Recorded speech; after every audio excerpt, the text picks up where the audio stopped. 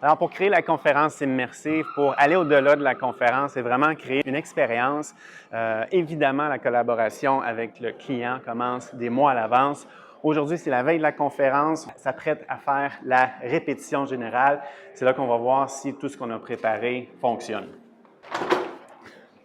Donc, évidemment, même si on crée une expérience, si on a des moyens technologiques quand même avancés, la chose la plus importante, ça sera toujours le contenu. Donc, la première étape, c'est l'appel pour discuter avec le client, des messages importants, des thèmes importants, des actions qu'on veut que les gens prennent après la conférence. Donc, c'est ce qui guide tout.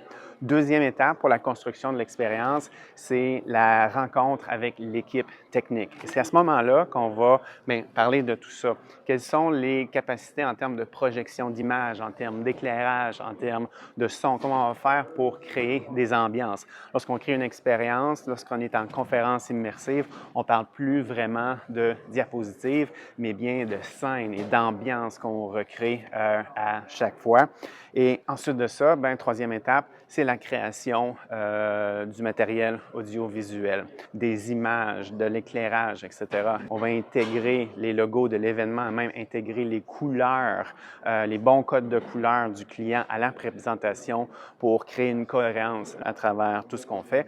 Puis une fois que le matériel est créé, et ça nous amène à aujourd'hui la répétition technique. Et c'est là qu'on va tester le timing. On veut littéralement que les bons effets sonores, la bonne musique arrivent au bon moment, littéralement au bon mot pour avoir le maximum d'impact demain.